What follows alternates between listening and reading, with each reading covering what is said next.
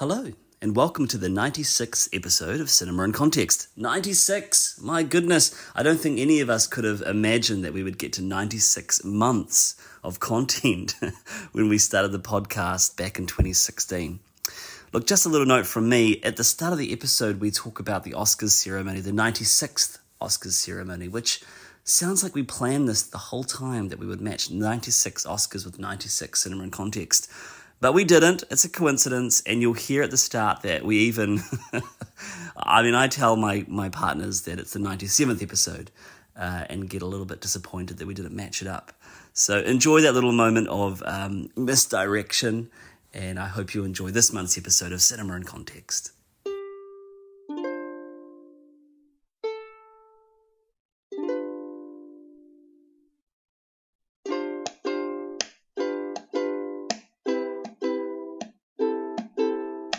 Kia ora and welcome to Cinema in Context, where we discuss all things film and the connections between.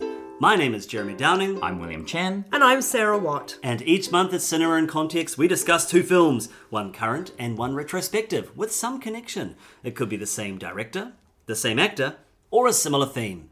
But this month, we are jumping into the Academy Awards ceremony, the number of Oscars. What 75th, 76th, 78th, 72nd, 70... 96th? 90... 96th, yes. This is almost our episode. This is the 97th episode. Good Lord. We should have done it for our 96th episode. Life's full of regrets, isn't it? It's close enough, isn't it? Yes. There we go. We're looking at the Oscars of 2024, celebrating the films that came out in 2023.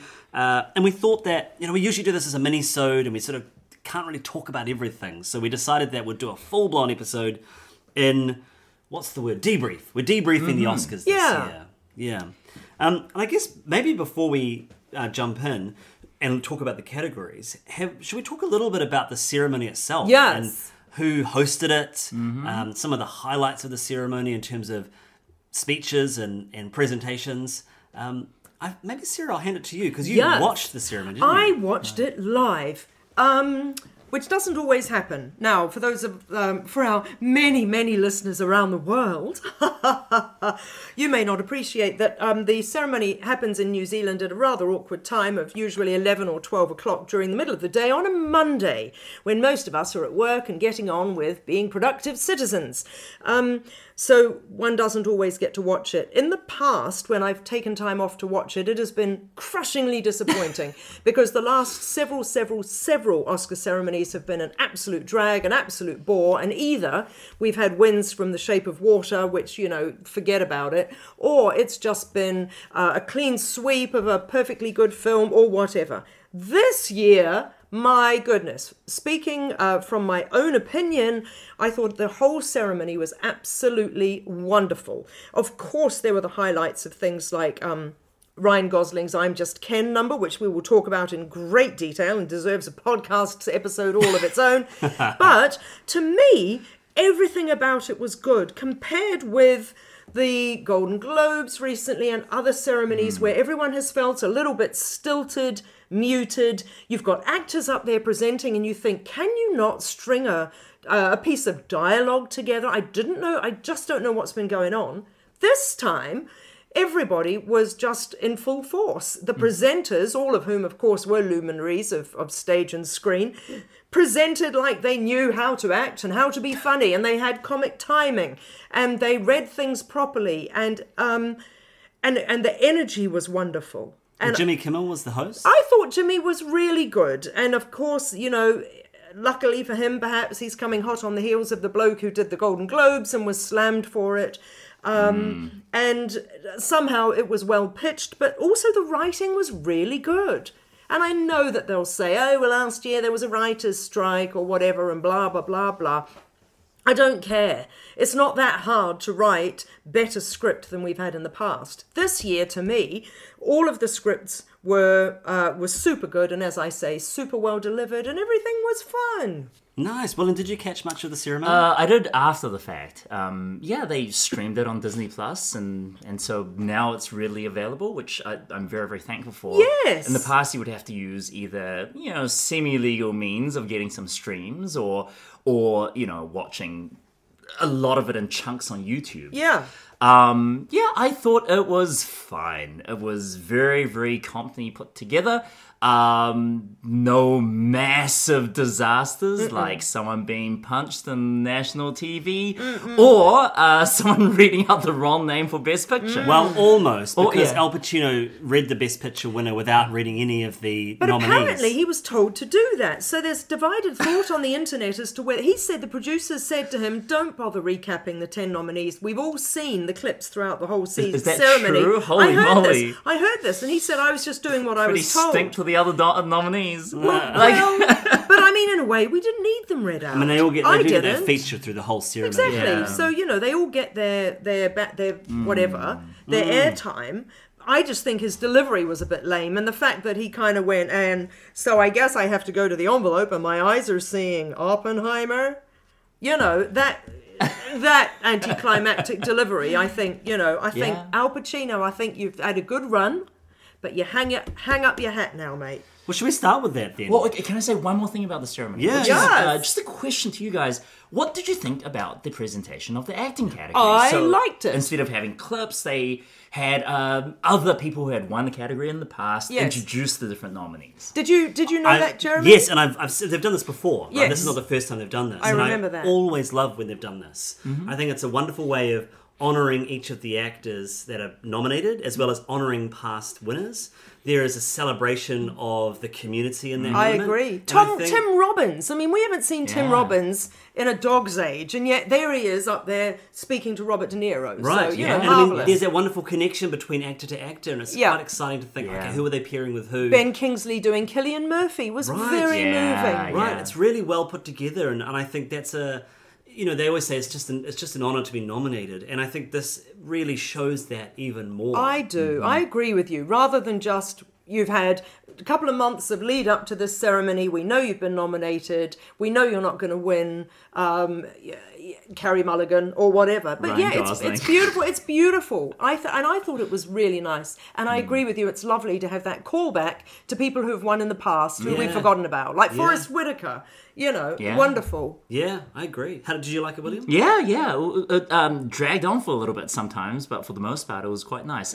At the beginning, where they were doing Best Supporting Actress, it seemed like there was a personal connection between the speech giver and the person they were nominating, which was really cool. But then as the night went on, and you start realizing, it's not really the case, but still, it's fine. Yeah. Nice. Well, let's start with the big ones, and I say that because they were won by, I guess, the same team, which is Oppenheimer winning Best Picture alongside 9 other nominees, I believe. Yes. And Christopher Nolan winning Best Director alongside 4 other nominees. What say thee? I'm going to leap straight in. Normally, I am very bored with Oscar ceremonies where one film gets all of the accolades. I like it to be a much more spread out playing field. Perhaps that's why I'm a teacher. But I have to say, and it's not even that I think Oppenheimer actually is the best film, actually. Although I'm not quite sure where I'd put my vote. But I do think that things like Maestro were wonderful in their own way and were completely neglected and so on. However, what I would say is, when we talk about a body of work and we talk about, particularly Chris Nolan getting Best Director, yes, I think probably his direction of Oppenheimer was exemplary, in which case that's valid. But moreover, I think that his direction, period, of every film he's ever done is extraordinary, and the man deserves an Oscar. And I do not resent, I don't have any issue with his getting it, even if it isn't for the film he might.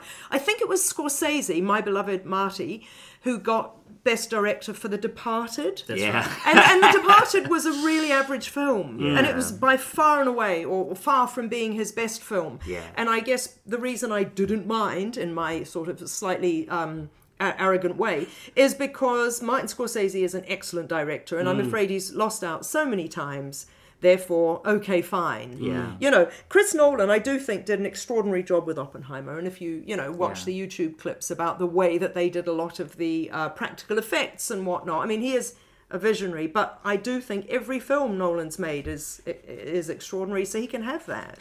Nice. I felt his acceptance was really moving for Best Director. He genuinely seemed a little taken aback.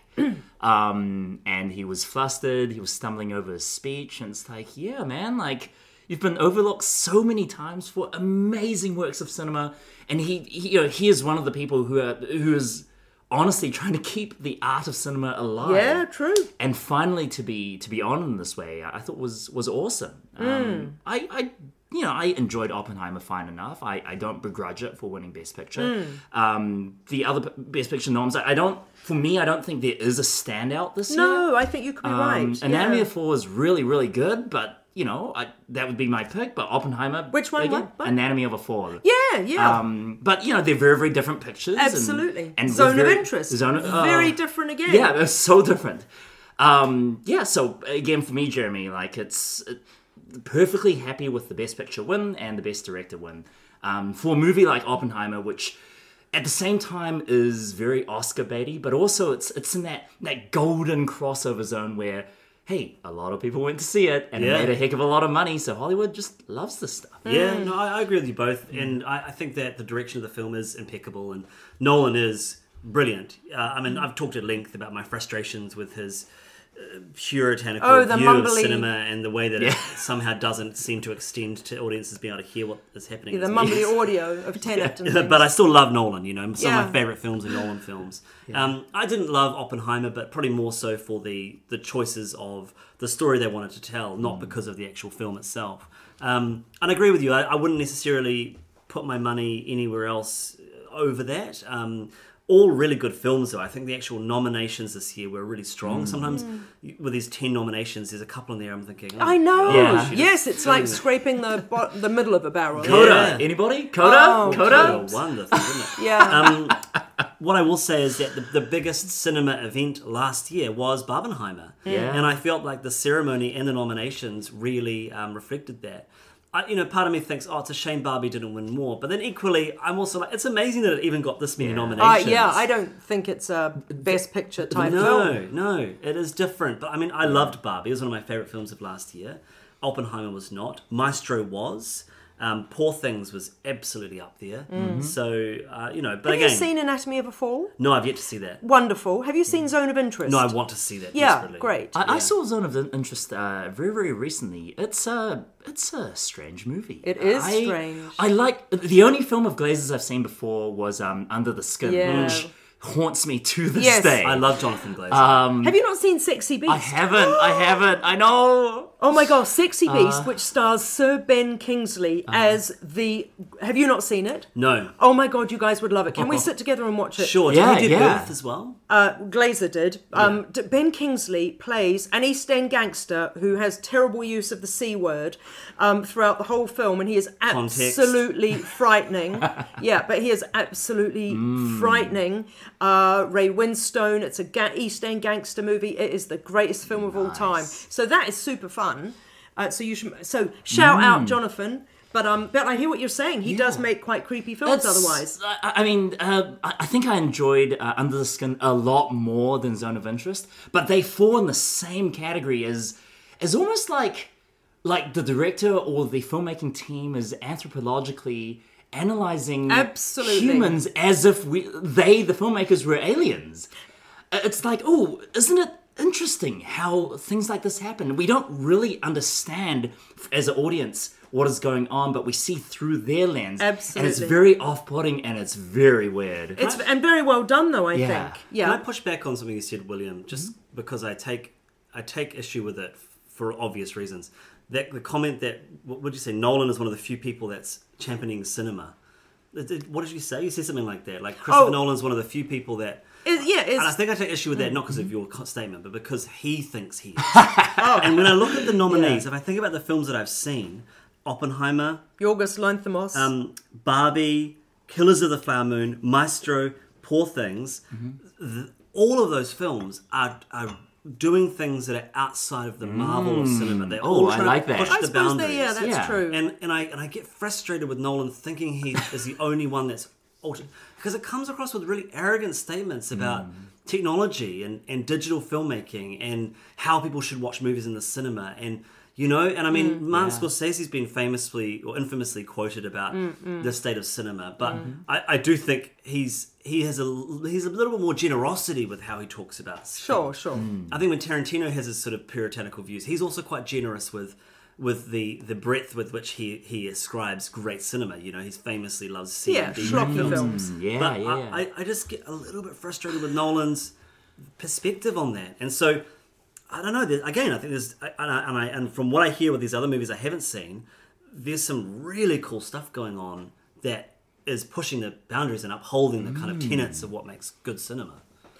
You said tenet. There you go. The thing, so, I mean, we're flipping back and forth, which is all good. So I would say I've seen most of the Best Picture nominees. And American Fiction, for example, which I think neither of you's yet seen. I saw it. Oh, you have it's seen. Super fun. It is super fun. Yeah. So American Fiction is not, to my mind, a Best Picture cinematic film. It's a blimmin' good drama with a whole heap of comedy. It's excellent performances. It's an extremely incisive script and a very, very clever play on the sort of the issues of our times.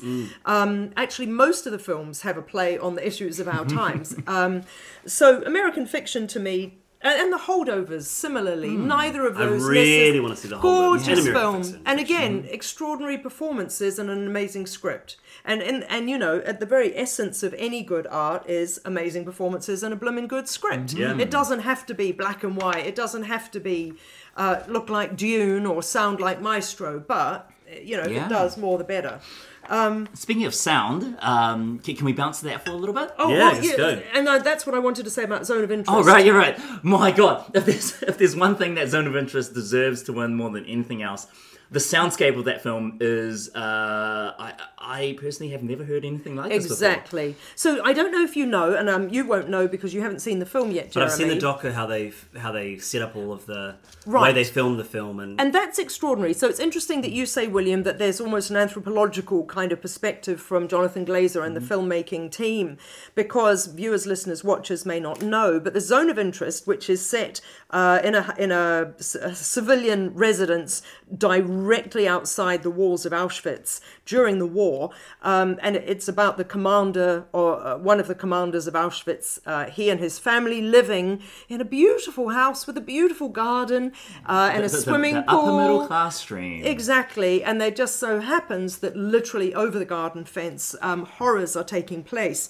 And the interesting thing in the way that the film was made is that the filmmakers set up cameras in a completely candid camera sort of way, and the actors just went about being in character, saying in domestic, in character kind of things, with very little direction and everything, so that the sound was picked up in all of the rooms concurrently and then edited together so that it sounded very much like it was just being in someone's house. Now, in terms of cinema being groundbreaking, that is very, very interesting and groundbreaking to me, because I don't know if anyone else has done it. Maybe someone has, but very few.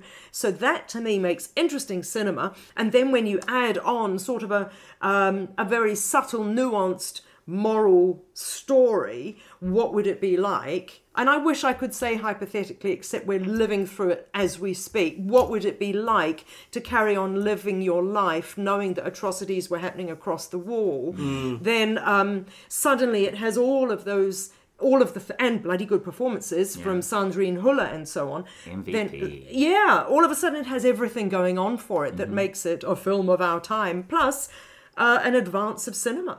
Yeah. Well, thank you for listening to my TED Talk. Well, can I talk about one of the other nominees, but through the two categories that it did win, which is Poor Things. Yes. Which I believe I'm the only person that's right. Neither of us has seen it. Yeah. So I went to the cinema to see Poor Things, I think by myself, because I knew that the sexual content in particular was going to be quite... confronting, and there's only a couple of people I'd feel comfortable watching a film like that with, and they weren't available. So I went along because I didn't want to miss it. And it's, I mean, I jokingly said in our chat, or not jokingly, but I laughed in our chat that it's now being streamed on Disney+. Yeah. Because it's the most Inappropriate. NC-17 rated film I've seen in a long time. And for listeners outside of the States, NC-17 is the rating that is held back for, beyond R, which would be like a R18, I guess, wouldn't it? Which is usually a surefire way to tank your film at the box office, or has been in the past. It's an incredible film. I think the production design, one production design, absolutely deserved. And there are some incredible films around production design. Yeah, this year. Barbie. I think Napoleon is another amazing one. Yeah, that's right. And Killers of the Flower Moon, which, man. And so Oppenheimer. good. I mean, all 5 of those nominees are amazing. But Poor Things creates this metropolis-like David Lynch, Jean-Pierre Jeunet world. You know, it's very much... what's the first Jean-Pierre Jeunet film? Not Delicatessen, the one before it. The children one. City of Lost Children. City of Lost Children. It really reminds me of that. Right, because I saw a screenshot from Poor Things,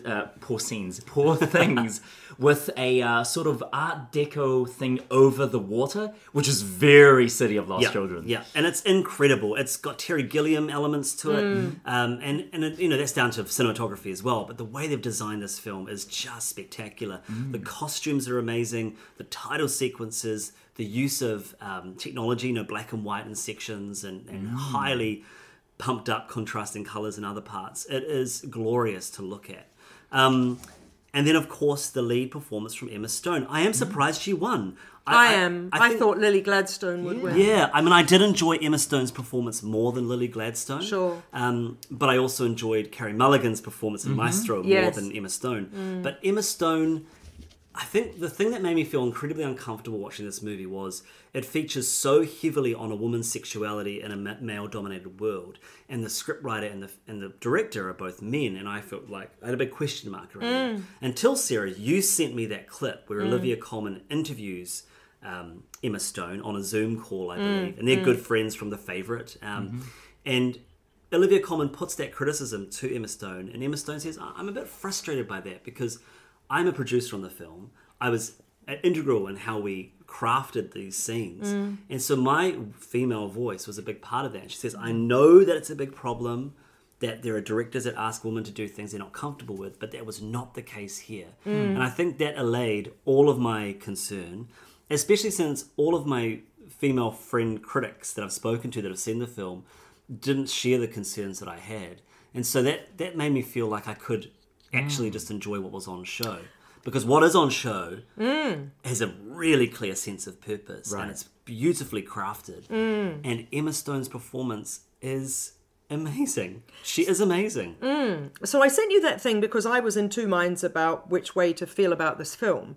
Now you might say, and I have to be honest, you might say, well, you haven't seen it, Sarah, you can't have a view. But I had read a lot, I'd spoken to people, my sister and you and other people who had seen it, and so I thought, well, I'm not sure how I feel about this. So the Olivia-Emma conversation allayed certain fears in terms of exploitation, perhaps, or agency and whatnot. However, I do not think that detracts from what is portrayed and the complexities of what is portrayed. Now, I would say the concerns about that are mitigated if at least all of the parties involved are agentic and are on board with it. That's absolutely fine, absolutely fine. But if viewers feel that the content is problematic because it portrays a woman of immature intellect engaging in certain acts, and therefore there are issues about whether it can be fully consensual, etc.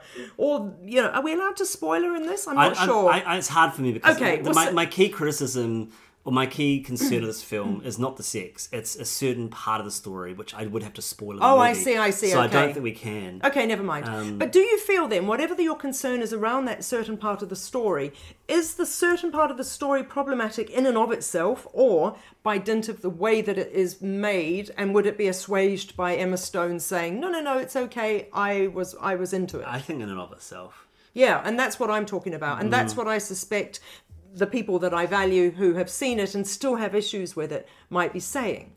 So that becomes a bigger issue. Now then, of course, I suppose we're opening a blooming can of worms, aren't we, that says, well, should you make a film ostensibly about the Holocaust that doesn't address the fact that there are 6 million Jews dying over the fence, etc.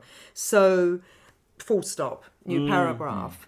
Interesting though, eh? I think you both should watch the film. It is wonderful. Yeah, and, I've heard that aesthetically, absolutely. And just there's a lot of. I mean, Willem Dafoe is brilliant. The man who plays his second in command, who early in the film gets engaged to Emma Stone's character. The young so not fellow. a huge spoiler. Her fiance, he's brilliant, and and Mark Ruffalo is just having a blast. Do you know what the funny thing cool. is? I knew nothing about the film before it came out because it hadn't come out. So actually, when I first saw the trailer, I didn't want to see the film.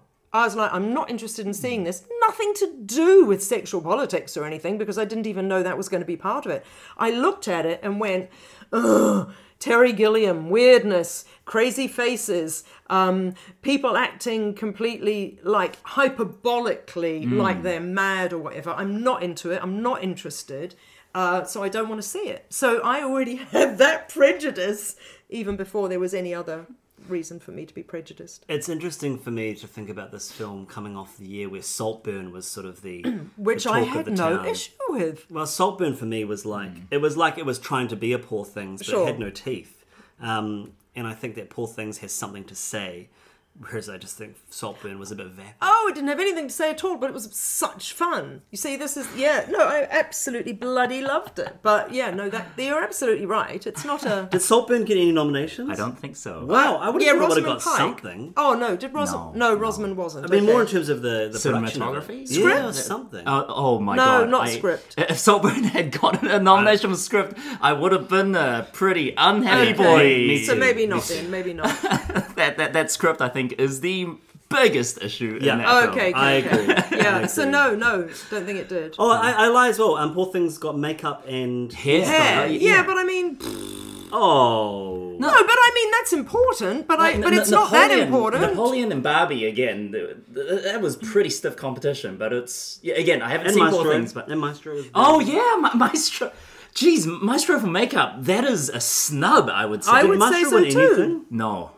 And that's a huge snub. Neither did Killers of the Flower Moon. Right. Yeah. So I feel worse. I mean, as I say, Uncle Marty, was it 9 nominations? I mean, I think that's really mean to invite someone along, make them sit through 9 nominations and give them nothing. But of course, this isn't a... Oh, but this is Martin Scorsese who makes us sit through 4-hour films. Oh, shut up! He's earned it. But never mind that. I think... I think the films that went away with absolutely nothing. Maestro, I feel that Bradley Cooper has been so gracious. He wasn't nominated for director for Maestro or for Star is Born. I know, The that's Academy so, hate him. That's so mean. And yet he's not hateable. He hasn't roughed anyone up the wrong way or anything. You can listen back to our Maestro episode. I thought Maestro was fine. But he does, yeah, but I mean, look, he's somebody to watch, and maybe he'll be the Chris Nolan, and he'll have to do 12 films before somebody actually says, "Hey, good job, mate." Yeah. You know. Special effects, I think, speak of sound and bouncing off that. Godzilla Minus One winning, heck yeah. That's cute, yeah. That was very, very cool. And then you get a whole bunch of nerds on stage with Godzilla figurines and Godzilla shoes. Yeah. Yes, please. I sort of seen it, but you've raved about it, William. Well, no, It was I think, good. Sarah, you liked it more than I. I thought it was... to use that word again, I thought it was fine. I thought it was better than I was expecting. I enjoyed Shin Godzilla a lot more than I liked Godzilla Minus One, but again, they're very, very different films. It's a very unusual film, though, to wind up in a Academy's shortlist, let alone win a film. And win, which is yeah. I think the only one that for me really matched its kind of special effects, not aesthetic, kind of approach is the creator. Yeah. Which, man, the effects. Are you guys fans of Corridor Crew, the YouTube channel? Don't know. It's No, like I mean, special effects artists react. Yes, I have watched this. Yep. And so they get Gareth Edwards on for 2 episodes, and he breaks down so much of the creator. And again, say what you will about his writing and his characterization, and we have. And we didn't love that film, but it We did did look that extraordinary. light beam coming down and the use of how he did it on such a budget was just amazing. And how the guy and his team approaches special effects scenes is extraordinary. Yeah. And they do it on such a limited budget and make it seem fresh and unique. And it's just, I'm happy he's the guy directing the next Jurassic Park movie. Oh, because cool. I think with a good script, it could be something really special. Yeah, true. And these look good. I mean, it can't get any worse than where they've gone with that series. I do think that in terms of this year, that Dune 2 has a really good foot in the door with special effects. Oh, yeah. Oh, my gosh. What else have we had this year that could be up for that? Well, Mad Max is coming out. Oh, right, of Yeah. course. That looks far Civil more War. CGI. The Civil War. Yep, that's going to be amazing. Will be coming. Yeah. So, getting back to the films that were then, how do we feel about Lily Gladstone not winning? I thought her performance was excellent, but I didn't think it was an Oscar performance. But at the same time, maybe it is because it was subtle. But then I thought, oh my God, they've given it to Emma's, which was a really over-the-top I can't really acting. comment on this because, again, I just haven't seen the film. I think once I do see Poor Things, stay tuned. Yeah. Gladstone was great. I've loved her. But again, I know her mainly through her cameo appearances in Reservation Dogs, and then through Killers of the Flower Moon. But it's a very, very good performance. Yeah, subtle, not super showy. Not a lot of it. Maybe she could have had space to do more. Well, it's funny that they say that really she should have been supporting actress, I think not she should have best been, actress. because she's not the lead of that film. No. Yeah. Leo and Robert are. I Yeah, mean, the but fact that you've she got to holds have a her lead own- woman, though. Yeah, I know that, but I think that's probably the biggest thing. I think Carey Mulligan was more nuanced and extraordinary. Oh, yeah. I would say so. And there was no chance that she was going to get it. Sandrine Hüller was the other one for Anatomy of a Fall, which is a brilliant film, but it's very much it is a best foreign film, and it should have won, and it did win. No, wait, it didn't win. It wasn't I'm even sorry. nominated. I'm sorry, it didn't win. Yeah, it France, was nominated. No, France didn't put it up for best foreign. Oh yeah, they put it up that for best silly picture. chocolat one or something. So you're right. So That's our Zone of Interest one. That's a right. Film from the best UK, foreign which film, in German. So Anatomy of a Fall, though, won best screenplay for Sandrine, so that was wonderful. Well, can we talk about that? Because I think one of the strangest things we have mentioned in our chat at some point, and I guess it just comes down to the rules of the Academy. But you have Barbie in As an Best adaptation, Adapted, which is stupid. and you have Maestro in Best Original. Yeah. And I'm like, oh my gosh, how does this work? Well, I mean, it doesn't really matter that Maestro's original if the script itself is original. Yeah, but you've got a whole life of content to draw from. Whereas Oh, in Barbie, Barbie as you've an just, adaptation is ludicrous. well, you've just got because you've got properties, it's, right? it's a property, yeah. You've got Ken and Barbie and Yes, all but that. it's screenplay. I know. That's what I'm saying. I mean, like, Is it something to do with the guilds and their rules? it's I don't know. stupid because Ken has never actually spoken in anybody's game of Barbie and Ken in their life. So there's nothing that they're adapting. They're Yeah. making that up fresh. yeah. I do not think that America Ferrera needed to be up for Best Supporting Actress. And Yeah, that was interesting. I just think that monologue from Barbie just were...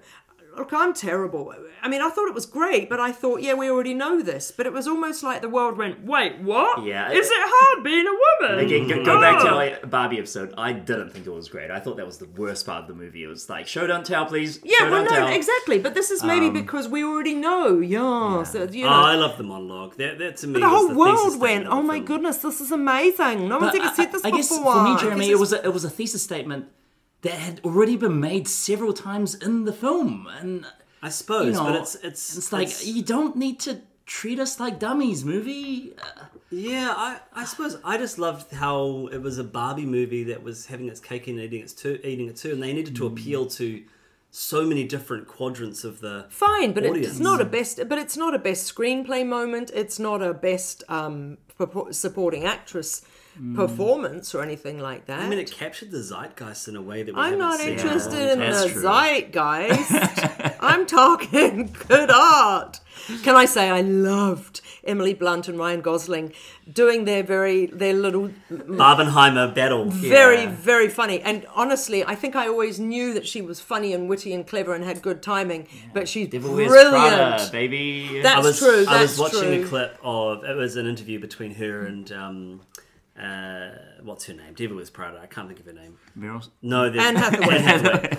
Anne Hathaway and her, and Emily Blunt was rereading some of her favourite lines, and she said something like, "Are you going to a bad shirt convention or something like bad blouse convention?" Yeah. And in the movie, she laughs, and apparently she just couldn't get through that line without laughing. It's just genuinely her laughing because it's such a cruel line. And even when Emily Blunt reads it to Anne Hathaway in that moment, she laughs as well. And Anne Hathaway goes, "You couldn't get through that." Anyways, she's wonderful. That moment though, where they were, basically advertising Fall Guy and best stunts. Oh, they were too. I didn't realise. I wish there was a best stunts category. It's just paying lip I service thought there to was something. one that's coming. No. Oh, it's best casting yeah, that's which coming is next like, year. Okay. Did you know that? There's going to be an award for best casting. How many more acting awards can they put?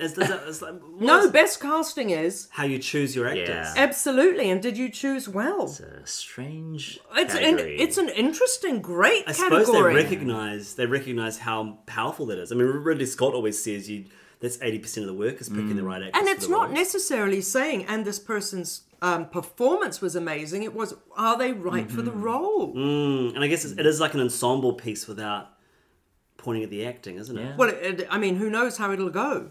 You could argue, well, no, you couldn't. I was going to say anybody who cast Daniel Day-Lewis in anything might win that. Not necessarily. But if you cast Daniel Day-Lewis in Phantom Thread, Yeah.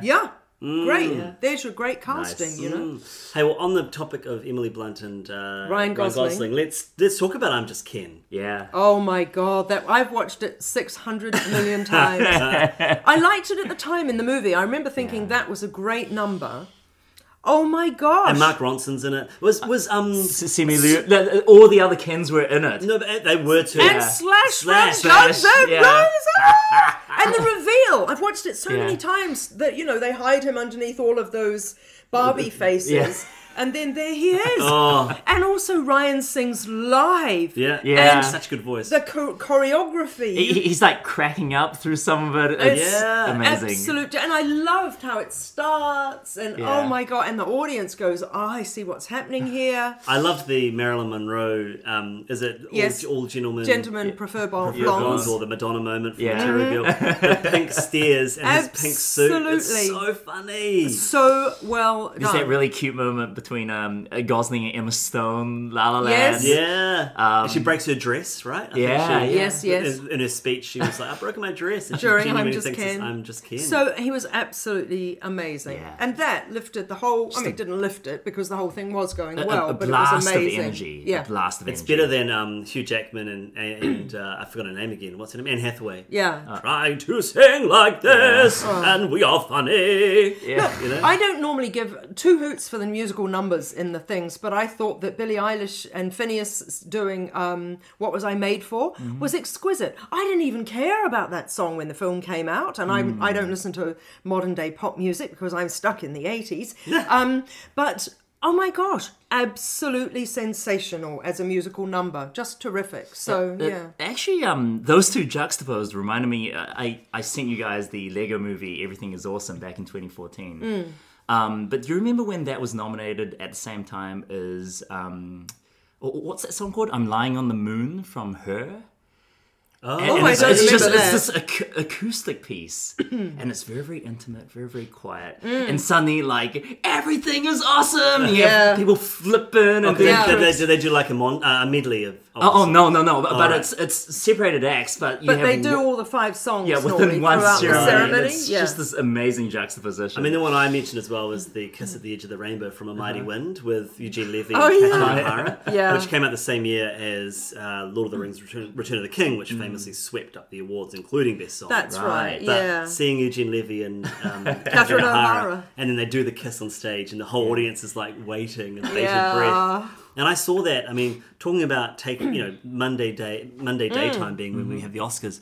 That ceremony was when I was in my last year of high school, and I remember I must have taken the Monday off school, and or maybe the afternoon or something, and went and watched it at my friend's house next door to the school.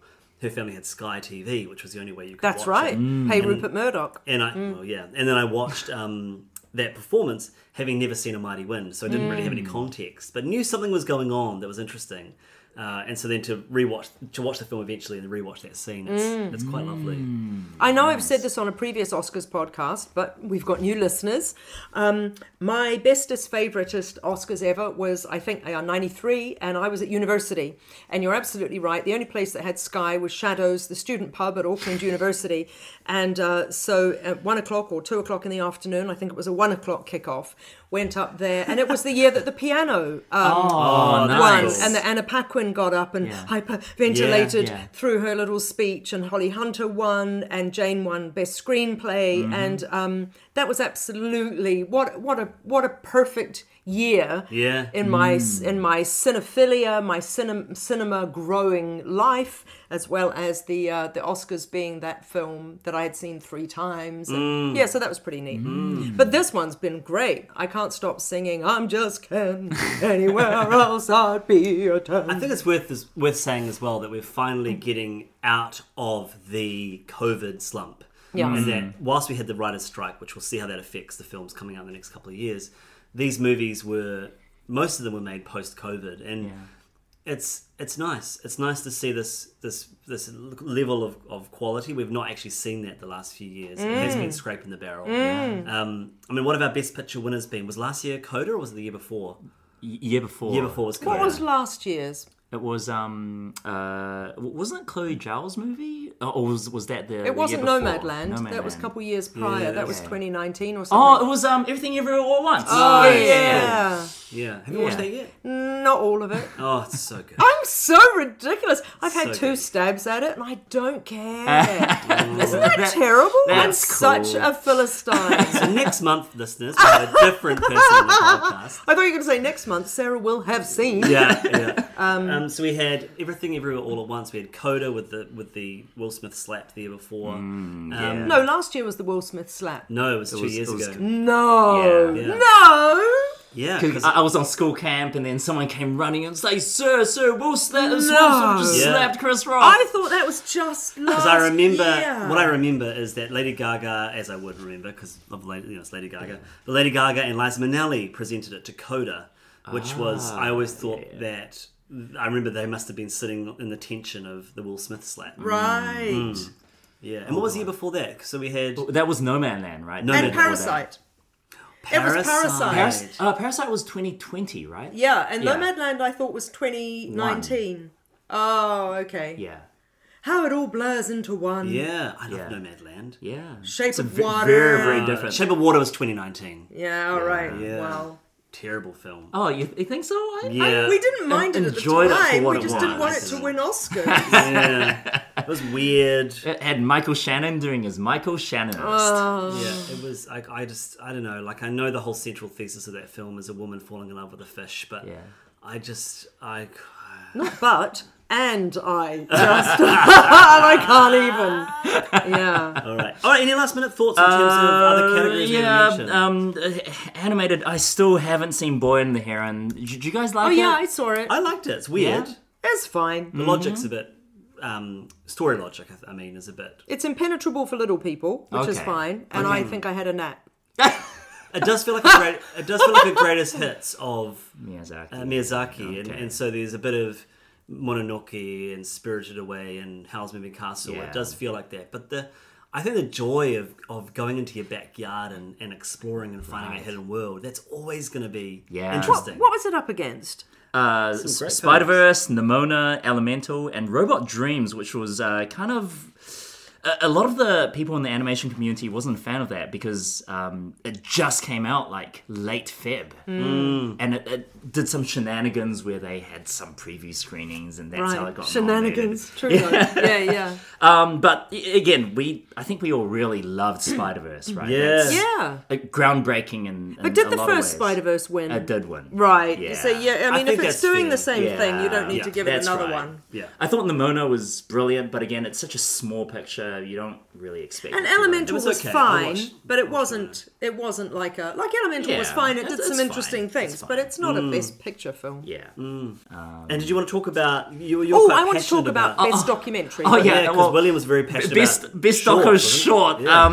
As long as my Oscars dream list, gents and ladies, is Ladies and Germs. Yeah, that's me. I wanted one film not to win, and it didn't, and I was very, very happy about that. What film was that? And that film was Island in Between, which is a Taiwanese documentary about Oh, that's Xingmen. right.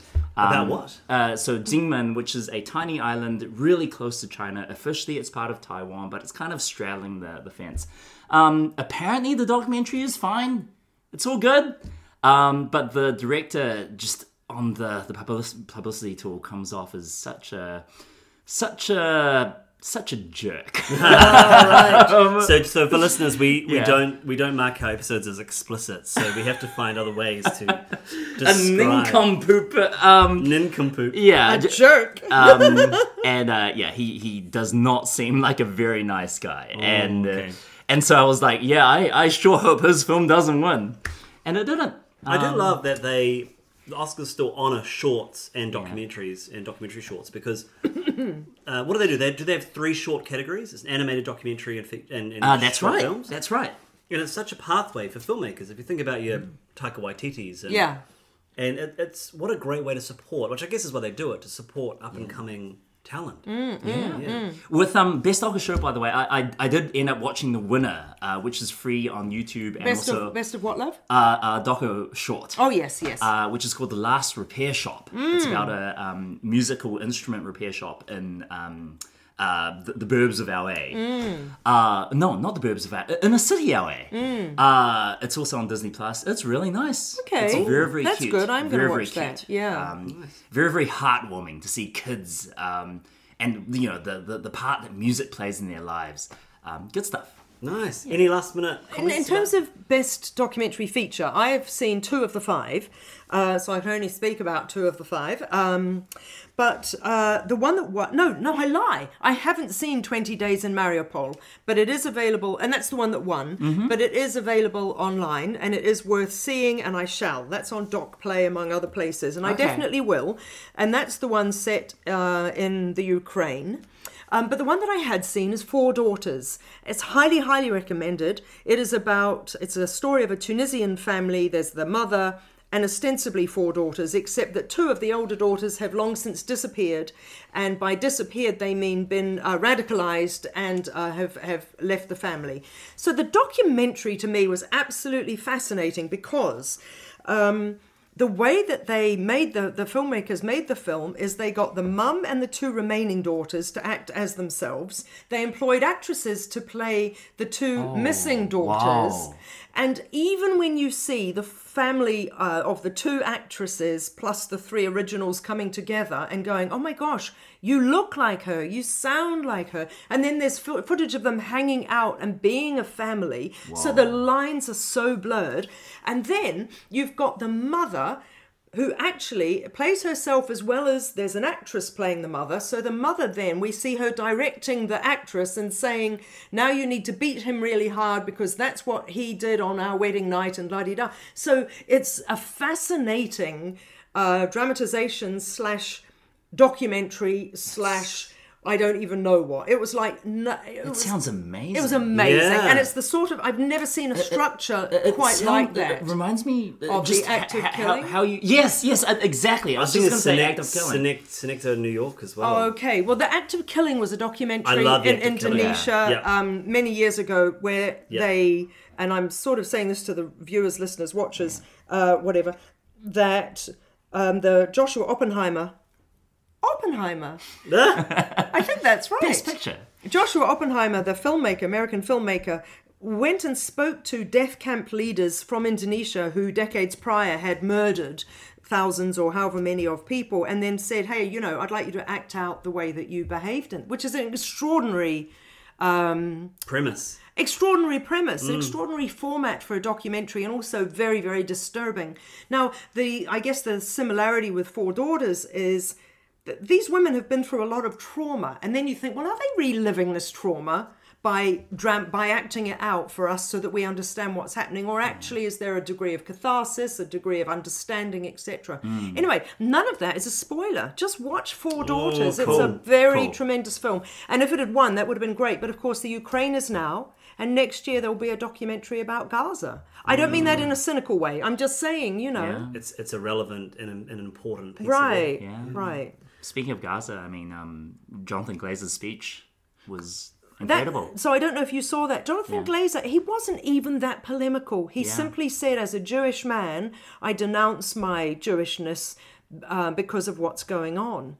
And and higher ups in the Jewish community in Britain have come out and are very angry with him for saying such a thing. The and speech is no longer on YouTube. It's been struck from the records, basically. Wow. Yeah. So, but it will still be in the Disney Plus ceremony. Yes. They just didn't put it up as they put everything else. Yeah. And the interesting thing about Jonathan Glazer, and then eventually I'll stop, but the interesting thing is, it's lovely that his film was up for Best Picture and that he was up for Best Director, and he didn't really need or wish to win either. Yeah. He's not that guy. You get the sense from him that he is making the film for the film's sake, and that's why he does interesting, digressive stuff. Do I mean digressive? I mean, difficult, challenging kind of stuff that divides audiences, and that's fine with him. That's what he's in for. So, and he's doing it in, as we've said, a really interesting, innovative, cinematic kind of way. So I'm glad that he won Best International Picture, because it is a tremendous cinematic film. But he's not there for the accolades and the wins. And he seemed kind of, if not uncomfortable, at least incredibly humble and very much like, I just made this film. Wasn't trying to be Oscar baiting when he made it. Yeah. And for him to sort of just very quietly go, look, really not happy with what's going on, and I feel awkward about this. Well, I think that's an okay thing to say. But it's the world that we live in, isn't it? And on that note, I did find it very, very amusing that the Best Animated Doco was literally titled "War Is Over," based on the music of John Lennon. And his son came up and started talking about how great his dad was. Oh gosh. All right. Well, thank you for listening to another episode of Cinema in Context. If you enjoy our podcast, then please share it with your film-loving friends. You can listen to Cinema in Context on SoundCloud, Spotify, Radio Public, Stitcher, Amazon Music, and Apple Podcasts. You can follow us on YouTube, Instagram, and Facebook, which are great places to let us know what you think of this episode, as well as give us suggestions for future films to discuss and compare. Look out for our next episode in a month's time, which is based on Dune 2 and The Empire Strikes Back. Oh yeah. And until then, no mai.